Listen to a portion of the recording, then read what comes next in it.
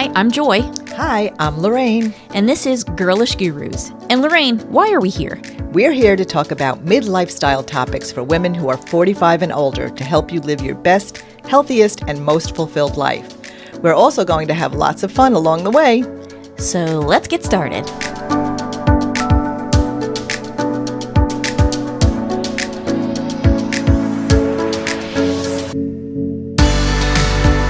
Welcome back to another Girlish Gurus episode. I'm Joy. And I'm Lorraine. Lorraine, this is part 2. Worthy. Worthy, yes. That's what we're Worthy. talking about today. Worthy by Jamie Kern Lima. Mm-hmm. And if you haven't listened to part 1, go back and listen to jump it. on that.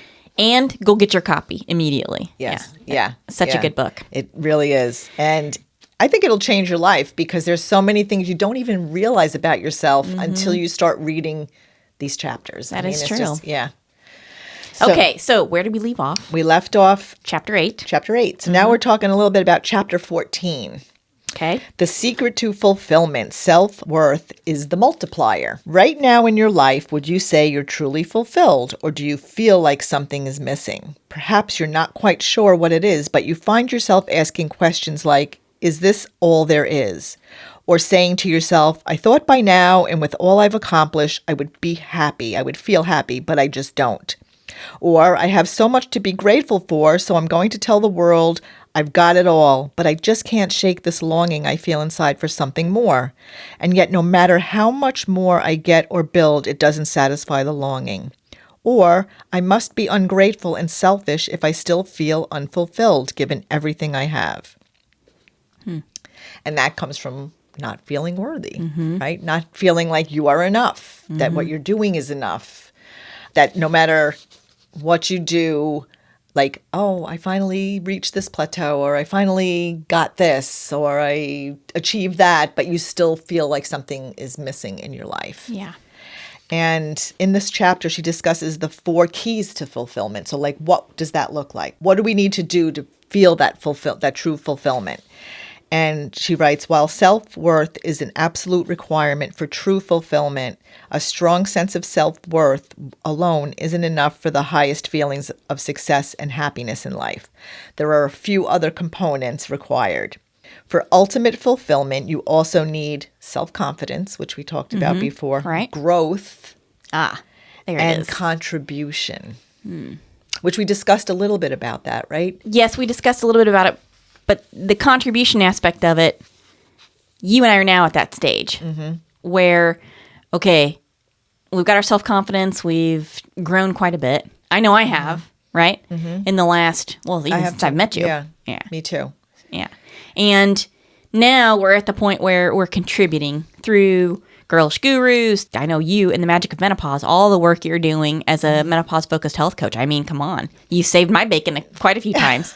So that's where we're at this point. And that's how we're measuring success. Yeah. Yes. Yeah. So all of that rings very true to me because I'm at that point where I feel like contribution is the next logical step. Yeah. Yes. Yeah. And I feel like we're constantly working on growth. Yes. Right. I love to educate myself. I continuously read the latest literature to help women with menopause health. I take classes, webinars, different things because I want to be able to contribute. Right. So all those things do lead to, I guess, self-fulfillment. The worthy part, still working on, I guess. Still. Right? Yes. Yeah, I think so. I think that maybe, I don't know, maybe for many of us, that's a lifelong, Oh, for sure. right, endeavor to really feel worthy. Because unfortunately, the world sucks sometimes, right? Sometimes it does. That environment around us can create the unworthiness. And so I think it is a constant struggle for many people. I think it's a constant struggle. I think my failures at this new endeavor also present obstacles for me in feeling worthy all the time because, say, for example, when we went to the beach the first time and we filmed all those videos and I'm sitting and I'm putting them together because I really enjoy the technical aspect of it. I enjoy storytelling, right? Because I always wanted to be a creative writer. Right. And I enjoy the technical part of this endeavor. I like putting together the podcast episodes. Thank God. And the videos. That's my area of expertise. And you're so good at the research and putting all of that information together. It dovetails perfectly. And so when I work very, very hard to try to capture all the video and do this. And then I see the failures and the mistakes that serves to perpetuate the unworthiness aspect. Because I think to myself, Maria Shriver doesn't have to put up with this bad audio. You know what I'm saying? It's just like, oh, come on. I thought I crossed that T and dotted that I. You do such a great job. And like we always say, like, nobody knows what they don't know. That's true. Right? So they don't know. But we will show you some of our bloopers, that's for sure. Well, you can see them on the ends of the videos on the YouTube channel. Yes. But it is what it is. Life is not perfect. Neither are we. You've got to start somewhere. And that doesn't mean I'm any less than. No. Right? Yeah. And imperfection, I think, is just part of life. Oh, for sure. To be perfect... Well, I don't think any of us are perfect. I don't think I'm ever going to be perfect. No. And I keep trying to get better and better. And I know we keep trying to get better and better. How can we make the project better? How can we? Right. But the sheer value of us just going out and putting it out there, I think that is very, very powerful. I'm glad you just said that because it reminds me that it took me a long time with my website, with my blog, with doing Instagram Reels. Nothing was good enough for me. It didn't feel good enough to put out there. And then finally, I just said, you know what? I'm just doing it. And it is what it is. And I have enjoyed that process. And there's a lot of bad stuff that I put out there. Well. But I mean, I wouldn't say bad, but no, it's actually very good. Imperfect.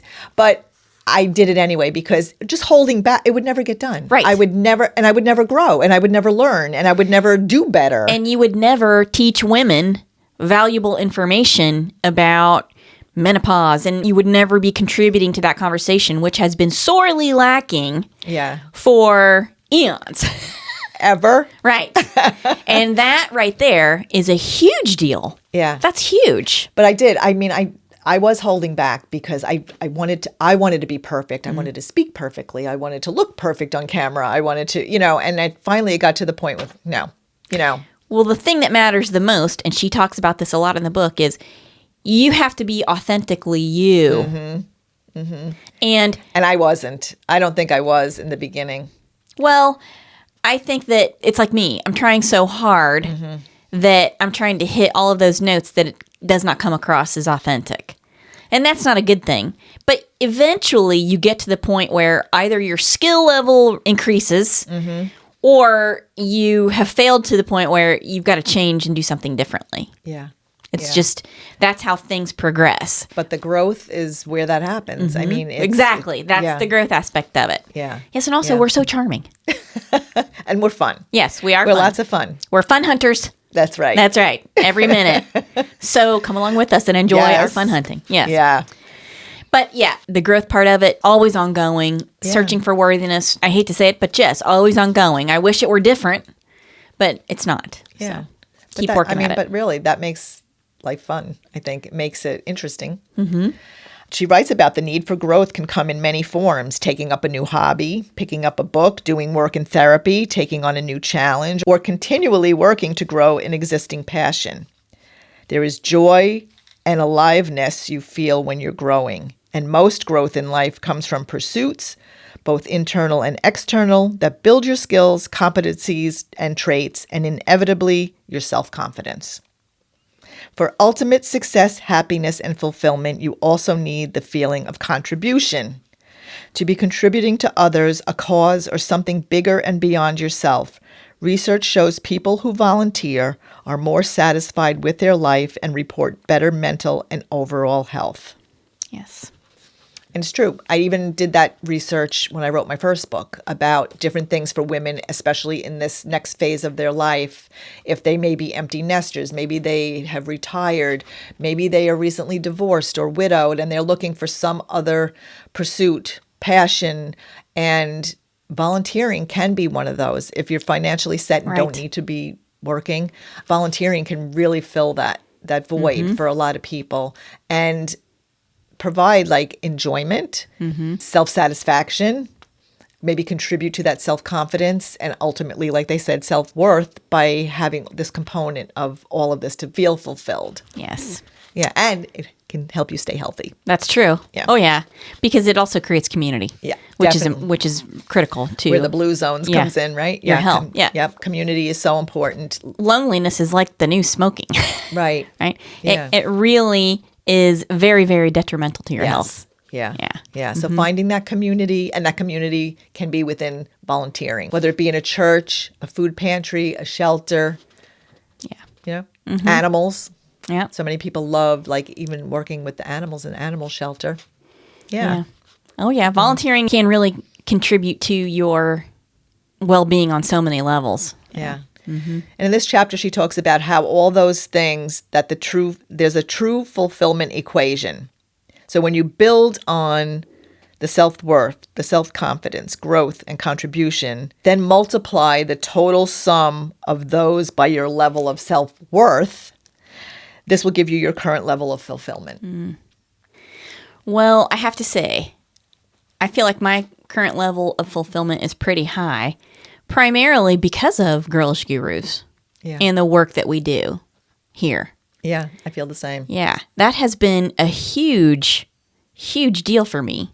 And I know that it's helping a lot of other people. And so it kind of grabs onto that volunteer component and catapults it to the next level in my mind. Yeah. Because this really is a passion project in many ways. So for me, it has really taken my fulfillment level I agree. very high up. Yeah. I agree. I agree 100%. And in life, you don't rise to what you believe is possible. You fall to what you believe you're worthy of. Oof. So, Take a minute and sit with that. yeah. Wow. So as long as we are multiplying that, right? We're doing those things. We are building self-confidence, growth, contribution, and then multiplying it by our self-worth. Maybe we can get to where we want to be. Yes. But, you know, she says earlier in the book, you become what you believe. Oh, wait, did Oprah say that? I can't remember. Maybe Oprah will call us and tell us. But that doesn't make it any less Yeah. that's the valuable truth. of a idea. Yeah. Yeah.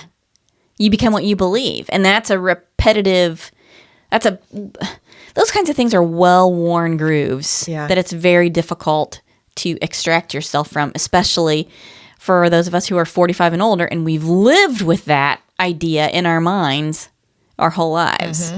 Yeah. And I also it just reminded me when I did read that about the health aspect of menopause. I always tell women that the menopause they'll experience is often determined by their perception of it. Yes. So same kind of thing. It's like if you believe you're going to have an awful menopause, chances are you will have You an will. awful menopause. That's right. And Western culture does a great job of convincing us of that. Much in the same way, external forces can convince us that we are not worthy of Yeah. what we're doing, what our dreams are, what our pursuits are, but we know that they are. That's right. Powerful stuff. Wow. Yeah. Yeah. And I like this. She ends this chapter with, "You right now are truly worthy exactly as you are. Believing this doesn't mean you don't continue to passionately pursue all the things you want in life. It means that when you actually get them, you're able to enjoy them. And if you don't get them, you still feel fulfilled and unshakably worthy." Oof. Yeah. So no matter what, you're worthy. I'd like to go back and tell myself that on November 9th, 2008. Yes. Wow. Yeah. Wouldn't it be I believe great? that now. Yeah. I mean, I believe that now. Yeah. Yeah. Yeah. But back then, no. Yeah. Yeah. I think it's tough. I'm sorry I interrupted you. You were going to say, Oh, no. Wouldn't it be great? No, I was going to say, wouldn't it be great if young women, young people could feel this and know this about themselves from a very young age? Yes. That you could convince them of this, that they are worthy. And unfortunately, for many of them, it will be a learning curve. It will be, they will need this book. Oh, yeah. They will need to know that all of those things that they thought made them unworthy are external. They're not an internal part of their being, that they are worthy no matter what. And not only that, the things you perceive about yourself that make you different could actually be the things that make you worthy. Something to think about. Yeah. Yep. Yeah. That's powerful stuff right there. I mean, I wish I could go back and tell my... Well, I don't know. I think that lesson in second grade was very important. But I wish I could go back and tell that kid, okay, you made a mistake here and you failed, but that doesn't mean you have to spend your whole life chasing it and trying to catch up and trying to be the better person and put that behind you. That you're still valuable and worthy. Yeah. Yeah. Yes. And you would have done that anyway, but at least you would have had the feeling that I know I'm worthy. Yes. And I'm going to pursue those things, and I'm going to be successful at those things, and I'm going to have that self-confidence, and I'm going to contribute in this world. And I think you may have needed that lesson. We each need those lessons of rejection. Like, if you didn't do it or you didn't get that response, who knows? Mm-hmm. You know? Well, it was a valuable lesson, and I'm glad it has propelled me forward in life. However, it's not who I am, or it's never... Right. It was never who I was or am today. And that's something that we don't make that distinction. We don't distinguish between self-confidence and being worthy, self-worth. Right. We don't do it. That's something we need to work on, I think, generally speaking, as a society. Yeah. And I think I wanted to just read again, since this is the second part of this, the difference again between self-confidence and self-worth, yes. Self-worth is the internal, deep-rooted belief that you are enough and worthy of love and belonging just as you are. On the other hand, self-confidence, while also an internal trait, is generally linked to your assessment of how you compare to the outside world. It is the feeling of assuredness, certainty, and competence in one or more specific areas of your life. Self-confidence is how you evaluate yourself based on your qualities, skills, and traits. It's also how strongly you believe in your ability to meet life's challenges, your willingness to try and go for it and to succeed. Self-confidence is linked to external things that can fluctuate often, so your self-confidence can also fluctuate often. Right. Self-worthiness, though, should be constant. Yes. Okay. The next chapter. This is one of my favorite chapters. Chapter 17, Circle or Cage. Ooh, this is a big one. Oh, now I have a favorite chapter in the book, which we'll talk about shortly, but this one I think probably is my number 2, and we're going to shortly get into that. Okay. Go ahead. I don't even know what you're going to talk I about, know. so this is exciting for me. Dun, dun, dun. Okay, so chapter 17 is Circle or Cage. And the first quote that she has there is from Trent Shelton. Be careful telling your dreams to people who aren't dreamers. Dun, dun, dun. There it is. Yep. Oh, that's a big one. Yep. All those naysayers. Yep. Here it comes. So she starts the chapter off, let's rip the Band-Aid right off. Are the people around you most, including your friends and loved ones, your circle or your cage? And I never even thought about it this way before until I read this chapter. And I'm like, man, I've been talking about this forever with certain people in my life, never really relating it to cage, like to being caged in. This chapter just made so much sense to me. Me too. So much sense to me. Here are some ways to tell which feels true for you. Think about how your inner circle makes you feel. Take a moment, maybe even close your eyes and ask yourself, are they empowering? Do they truly want the best for me, not just what they think is best for me? Do they lead with love? Or are they disempowering? Do they want me to conform to their expectations of me? Do they lead with fear? That's like, wow. I read that and I was like, you are my inner circle. Like, when we get together, I think we both feel empowered. We are there. Synergistically, yes. Yeah. And there are those people, and they're loved ones, people in my life. There may be other friends, but definitely I feel that cage sometimes. Oh, well, I never would have equated it to a cage. And the reason why is because, generally speaking, I was the youngest of 4 children, and there was no cage, there was no net, there was very little of anything. So, and I wonder which is worse.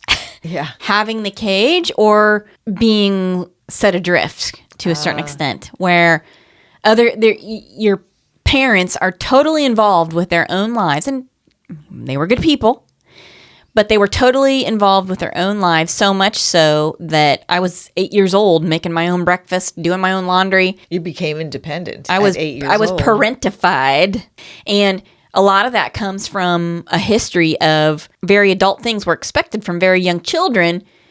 You know, you would have large families, so they could at a very young Take age care go of out each and other. work on the farm and do whatever. Yeah. But for me, in a way, that was traumatic because I was just, well, Gen Xers, latchkey kids, and you're sent off to just kind of fend for yourself. Yeah, baby boomers much the same way. Yeah, in other words, they weren't holding you back. They weren't a because cage, weren't there. right? Yeah. They weren't a cage, but they weren't a circle either. Right. So they It's weren't. very interesting. They weren't telling me toxic things, but they also Weren't telling you anything. weren't telling me very many supportive things Yeah. either. They were telling me what they believed was practical, and that was you need to go get an education because Yeah. you're going to have to support yourself. Yeah. Basically. It was made very clear to me you're working without a net. Yes. Oh, good stuff. Okay. So Yeah. fun. Yeah. Yes. Now who's worthy? Oh my goodness. Yeah. You. That's who. Well, Yeah. right. Yeah. So she writes, do you share all of who you are knowing they love you for all of who you are? Or do you hide parts of yourself from them so that they don't judge you, shame you, or love you less? Do you have varying beliefs about political or social issues and support each other anyway? Or do they pressure you to believe theirs? Wah, wah.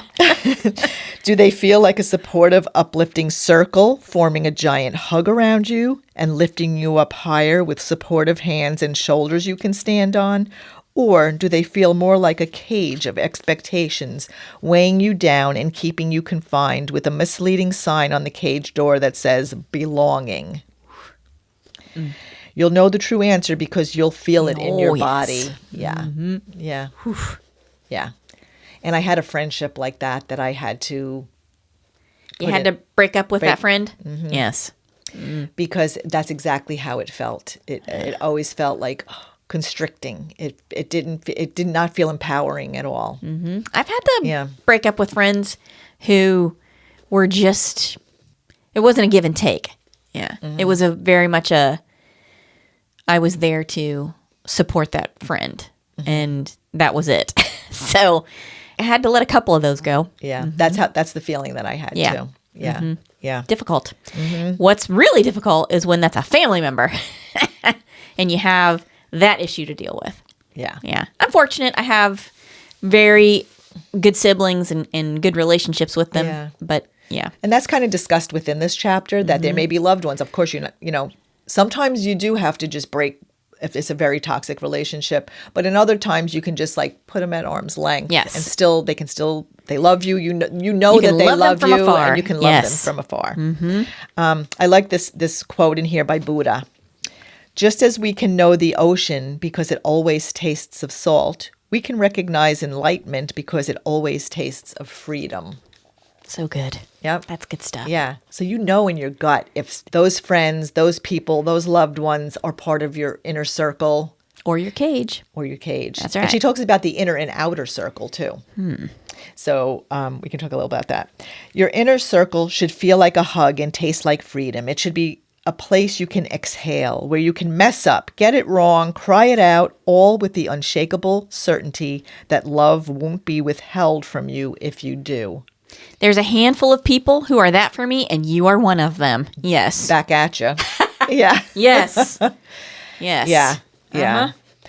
A strong supportive circle reinforces worthiness by loving and accepting and reminding you that you are valuable and enough exactly as you are. You are enough exactly as you are. A cage is the opposite and makes you want to change or hide who you are in hopes of belonging, understanding, approval, and love. Yeah, so you want to shrink to fit the cage. Yeah, yeah.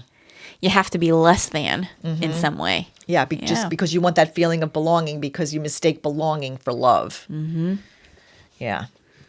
Wow. Okay.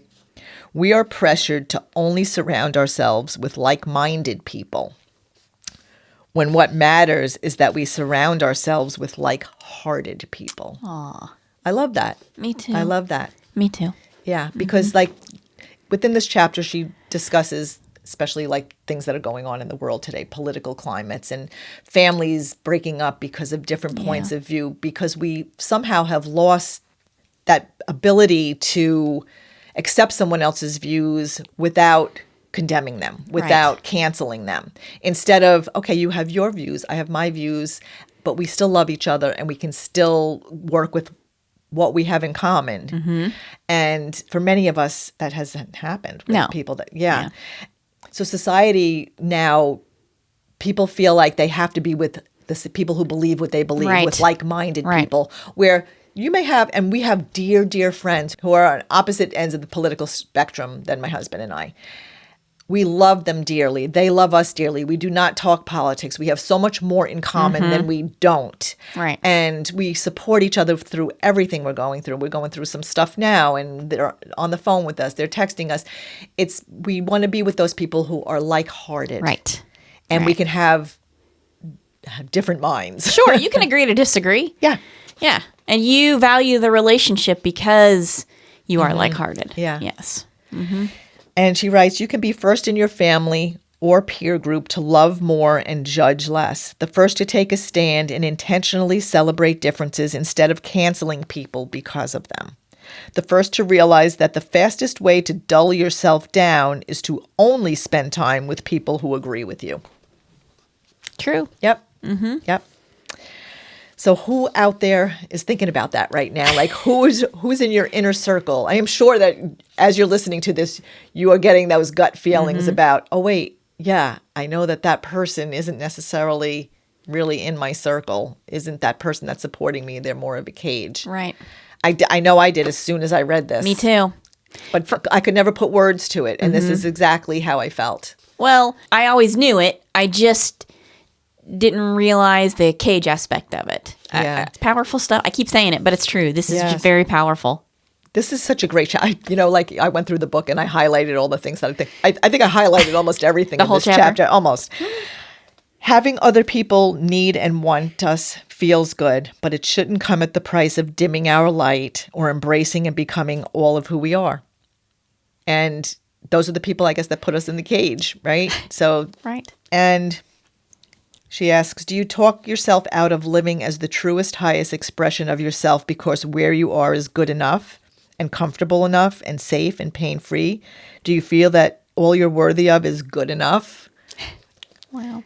If staying in your current circle feels like you're shrinking who you truly are at the price of talking yourself out of your own truth and calling, then it's time to reevaluate. Yep. That's right. And those people that put us in the cage maybe are the ones that do make us feel unworthy because we're not living up to their expectations, what they expect from us. And so we are left feeling like we don't belong. And again, we said sometimes belonging feels like love. Or they can be the people who don't even consider you at all, Yeah. but still have expectations that you need to meet. Right? Yeah. Yeah. Yes, that right there is another aspect of relationships impacting or affecting your worthiness. They feel like they're entitled and they have expectations that certain things are expected of you. Right. Right? But there's no give and take. There's no consideration. There's Right. just, why aren't you doing this or why aren't you doing that? That's it. And they make you feel less worthy if you're not doing those things. They make you feel more like a resource than a relationship. Yeah. Yeah. Yeah. And sometimes what they are requiring of you is to their benefit, not yours. Well, always. Yeah. Yes. Yeah. Always. Yeah. Yes.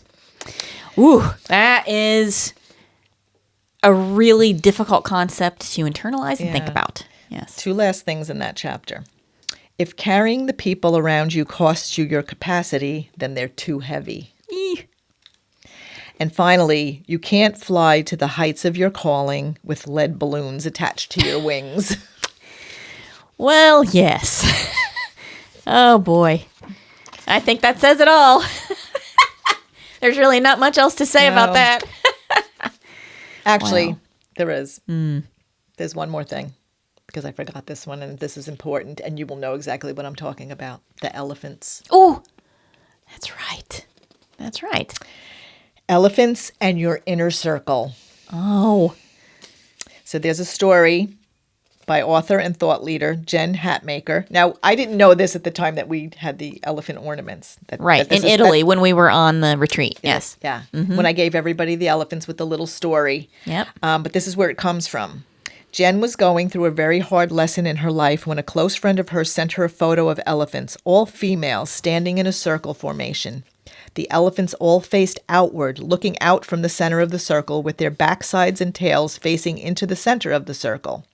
At first, Jen was confused why her friend would send her a photo of elephants. Her friend went on to describe to her how, in the wild, when either a mama elephant is giving birth or when an elephant is hurt, all the other female elephants in the herd back around her, enclosing her into the center of the circle formation. They gather in tightly together in close ranks so that the mama elephant or the hurt elephant in the middle can't be seen, protecting the most vulnerable of their group from the view of predators and more harm. The elephants then stomp and kick up soil and dirt to mask any scent to throw off any attackers. They send a clear signal that if anyone tries to attack their loved one while she's vulnerable, they'll have to get through her inner circle first. Ooh, women who gather. That's powerful. Wow. Yep. And it goes on. Sometimes we're in the middle of the circle being protected, and sometimes we are part of the circle that fiercely protects our vulnerable beloveds. So we can be in either of those positions, and women are there to lift each other up, protect each other, support each other. Those are the people that you want in your inner circle.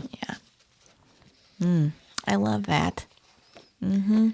Okay, now we're on to the last chapter that I picked. But before we do the last chapter that I picked, did you want to talk about your favorite chapter that I have no idea what you're going to say? Just a minute.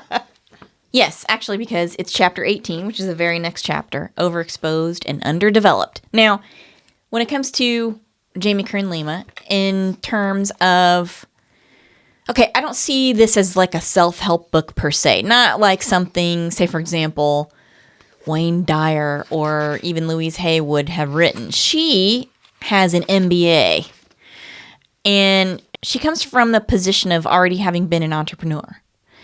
So for me, this is the most powerful concept in the book. When she talks about being overexposed and underdeveloped, right? Because a lot of her concepts and a lot of the things she discusses are going to be of value to anybody, really. But this chapter in particular is valuable to the entrepreneur who is being told from many different sources, start before you're ready, and et cetera, et cetera. Well, what she's talking about in this chapter, what I took from it, is the concept of overexposed and underdeveloped. Having that restraint and the ability to see I'm overexposed and I'm underdeveloped, that's pretty powerful in and of itself, because I experienced that quite a bit, both in my law career and when I tried a couple of other business ideas after I transitioned away from the active practice of law. And so if you are out there and you're thinking about your purpose as starting a small business, or you've got a product idea or something of that nature, if you want to create the first pet rock, you really need to sit down and ponder this chapter, Overexposed and Underdeveloped. And this is how she took her company, It Cosmetics, from being a startup in her living room to a huge beauty brand. Understanding restraint and understanding how to make strategic moves without sacrificing your authenticity and your inherent message and your products, in making sure every step you're taking is carefully thought out and is supported. And for me, I felt like, wow, I can really identify and relate to the idea of being overexposed and underdeveloped. And I'll pretty much just leave it at that, because what we're talking about here is intended to help women who are over 45, that's our demographic, find their purpose and move in that direction rather than work on small business ideas. Because, that's an interest of mine too. And we are a small business ourselves. Yeah. And that can be an aspect of your purpose. But that's something that is not our primary focus. However, it is the chapter that I really felt the most connection to because of how many times I've failed over the years. Yeah. But, I think it's an important chapter even to women listening now, because part of the rest of the book talks about how women may not take that step to become an entrepreneur. Right. Because they're feeling they're not worthy of it, that they don't have the self-confidence, that they just are taking a step back. Somebody has squashed their dreams. Right. No, don't do it. So I would say this is an important chapter for probably a lot of women out there. Well, sure. Yeah. Yes. But, sure. I agree with you 100%. And just know that you may have to step back and do a little work before you can bring the idea to fruition in some way, shape, or form. And be prepared to do that. That in and of itself is not a failure. Right. Right. That is understanding I need to take a couple of steps back before I can take a huge leap forward. Yeah. And that's not something I ever understood, really. Yeah. I learned it over the course of many failures in personal, in business, in small business opportunities that I tried at and failed. And so, again, I could either look at it like, there's a couple of different things at play here. On the one hand, I could look at it like I had some of these business ventures and they failed. But on the other hand, I could look at it like, no, while I may not have been as prepared as I should have been at the time when I tried to perpetuate those businesses, I still learn very valuable things from those failures. And I bring those things to the table, those lessons, as I move forward on these other projects. And so I just really identified with this chapter, and I feel like it's something to discuss. And there's a lot of ladies out there who might be thinking, "Oh, in my second act, I'm gonna start a small business." I'm not saying don't do it. I'm saying treat it like your education into your inherent worthiness. You have to keep at it. Yeah. And you have to do the work in order. You can't just, like Jim Carrey says, ask the universe for something and then go eat a sandwich. You have to do the work. Well, yeah, and what she says here in that chapter, when you prioritize the glory instead of the authentic journey, it won't last. So you really have to take the maybe baby steps. I don't know. Yes. I don't know how else to explain it. Maybe, and not like when a company say that they have a product and they get out there and advertise it and they have all these big things, and then all of a sudden they get A bunch of orders. that they now can't fulfill. Yeah. Then that company fails. Right. Immediately. Right. So just to take those steps necessary to lead up to what your dream is and not be overexposed. Right. But also, it's kind of the same idea as when the student is ready, the teacher will appear. When you have gotten to the point where you are creating an authentic something, then the universe has a funny way of conspiring with you and for your benefit. We're all about the universe. Yes, absolutely. Every day. So there is so much value in that chapter.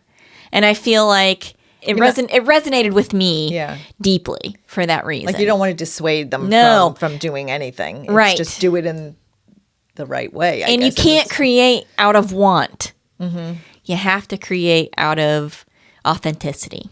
And that, in my mind, is the kernel of the message in that chapter. Yeah. And contribution, right? Because Yes. she talks about that. Yeah. Excellent. That was my favorite. Okay. Yep.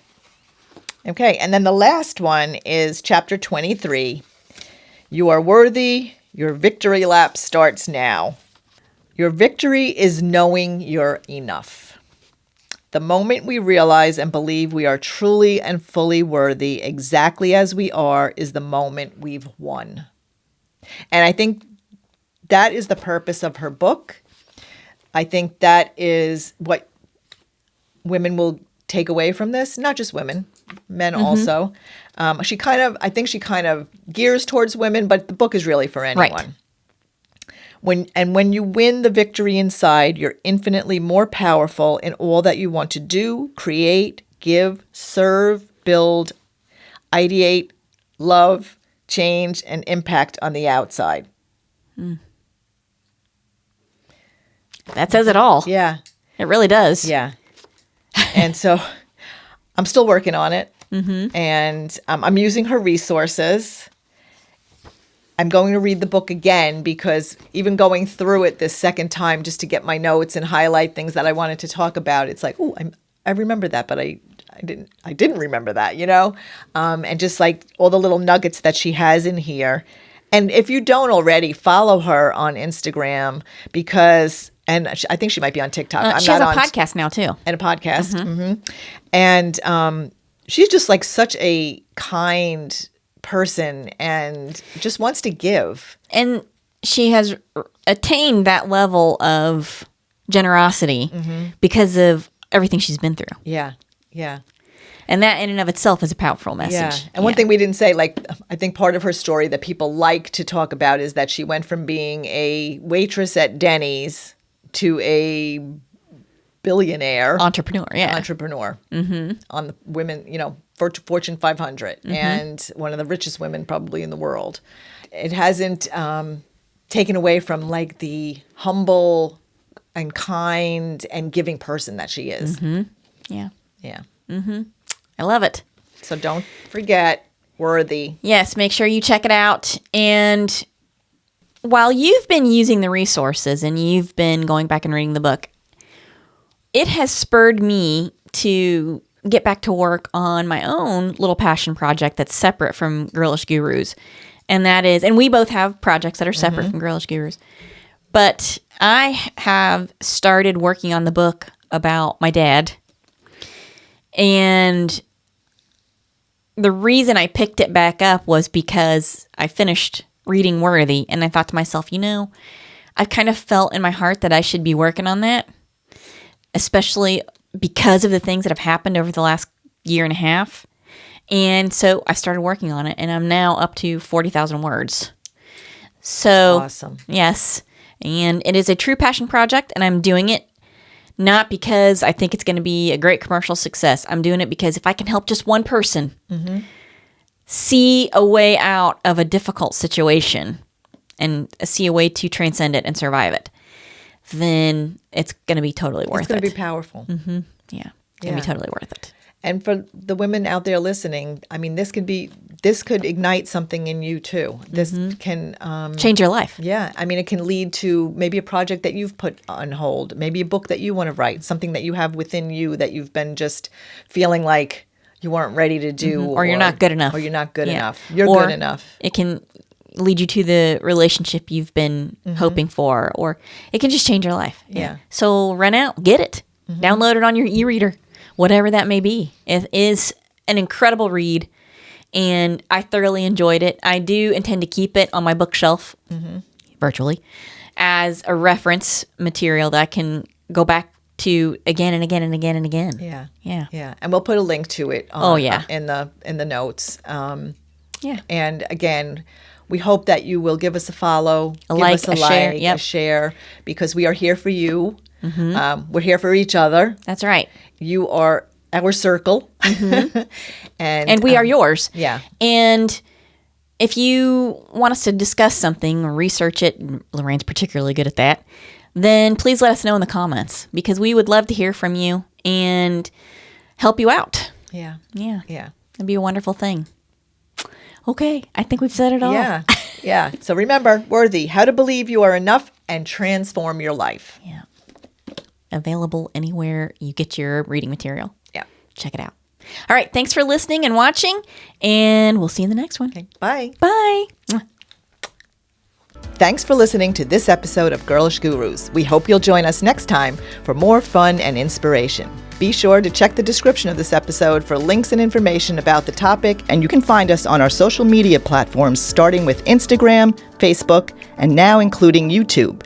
You can find us by searching Girlish Gurus, and you can also check out our website, girlishgurus.com, for more information on us, our projects, books, and our growing community. And don't forget to download this episode, give it a good review, and share it with your girlfriends. We would also love to hear from you in the comments because the more interaction we get, the more episodes we can post. Thanks, everyone. Bye. Bye.